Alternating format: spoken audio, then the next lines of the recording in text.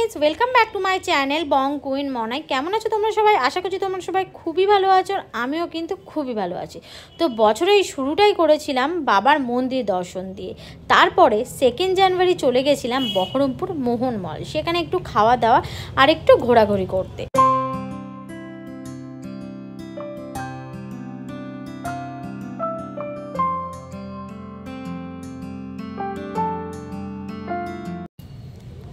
তো ক্রিসমাস উপলক্ষে তো মোহন মল সাজিয়েছিল, আর নিউ ইয়ারের জন্য আরও যেন ভালোভাবে সেজে উঠেছে মোহন মলটি।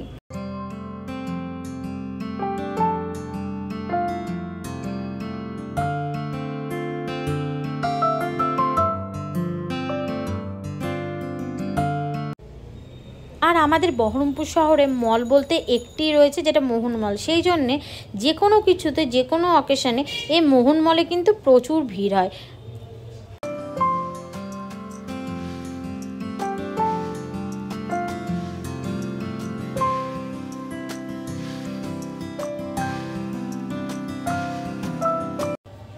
মলে ঢুকতে না ঢুকতে ডান দিকে দেখছি খুব ভালো একটা সেলফি জোন করেছে, যেটা মেনলি ক্রিসমাসের জন্য করেছিল, কিন্তু সেটা এখনও রয়েছে। তো আমি সেই সেলফি জোনে গিয়েছি আর সেলফি তুলছি। সেলফি জোন করেছি, সেলফি তুলব না এটা হতে পারে? কখনোই না।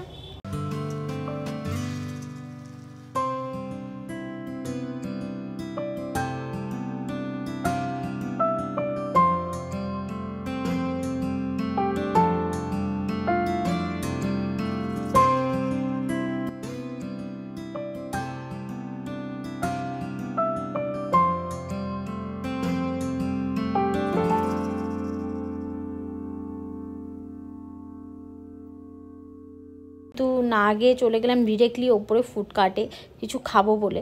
তো আর হচ্ছে মেনলি গিয়েছিলাম সেটা হলো যে মোহন মলে যেটা গেম জোন আছে, সেই গেম জোনে গেম খেলবে বলে যাওয়া। তো মোহন মলের গেম জোনেই যাব। তো দেখতে থাকো তোমরা।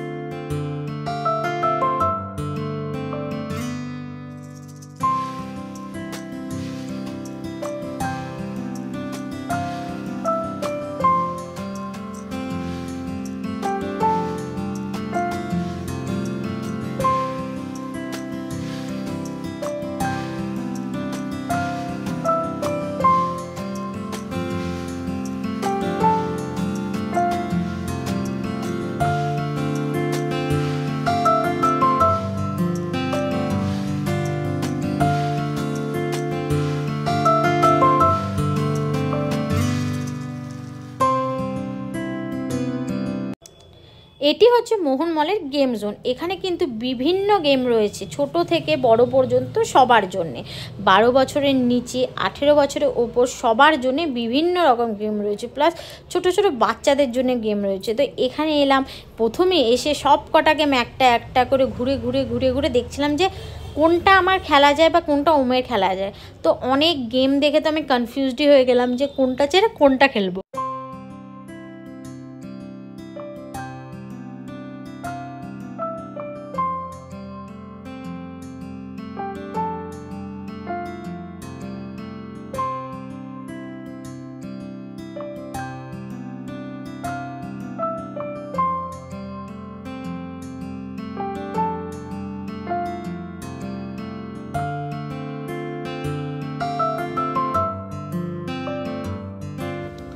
তারপরে ভাবলাম এই হাতুড়ি মারার গেমটা খেলা যায়, যে কত ওয়েট তুলতে পারে।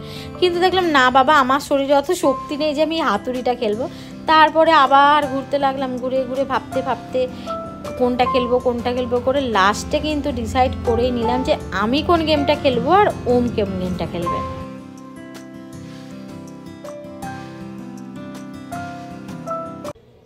এটা হচ্ছে টিকিট কাউন্টার।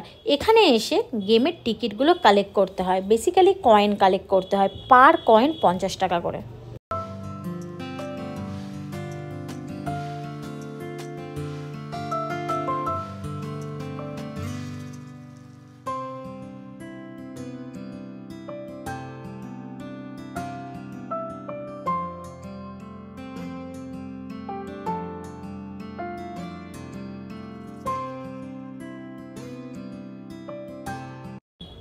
আর এক একটা গেমের এক একটা টাইমিং। এখানে যে গেমটা ওম খেলছে সেই গেমটার অ্যাকচুয়ালি কোনো টাইমিং নেই, কিন্তু গেমটা রেসিং গেম যেহেতু ছিল, রেসের মিডিলে কোনো মানে ধাক্কা লাগলে, রেসে অ্যাক্সিডেন্ট হয়ে গেলে যেটা বন্ধ হয়ে যায় আবার স্টার্ট করতে হয়, সেখানে বন্ধ হয়ে গেলে অতটুকু পর্যন্ত, মানে কেউ তুমি 5 সেকেন্ডও খেলতে পারো, কেউ 50 সেকেন্ডও হয়ে যেতে পারে, এরকম হচ্ছে গেমের টাইম।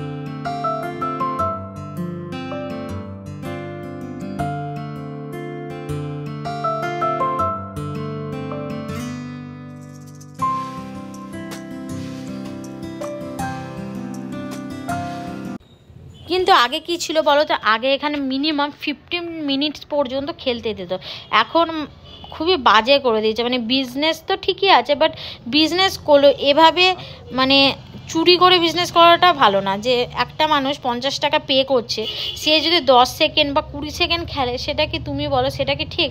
50 টাকার একটু হলেও তো ভ্যালু আছে, 50 টাকার মধ্যে 20 সেকেন্ড হার্ডলি কেউ খেলছে।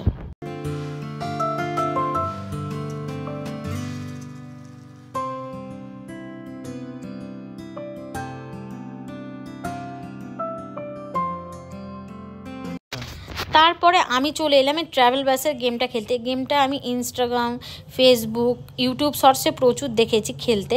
সেটা হলো যে এই যে একটা লকিং জিনিস আছে, ওটা যাবে দিয়ে তোমার একটা যে কোনো জিনিস লক করে তুলে আনবে, যেটা তুলবে সেটা তোমার। বাট এখানে টাইম কম, 20 সেকেন্ড টাইম, 20 সেকেন্ড কি তোলা হয়, তোলা হয় না, তাই আমিও তুলতে পারিনি।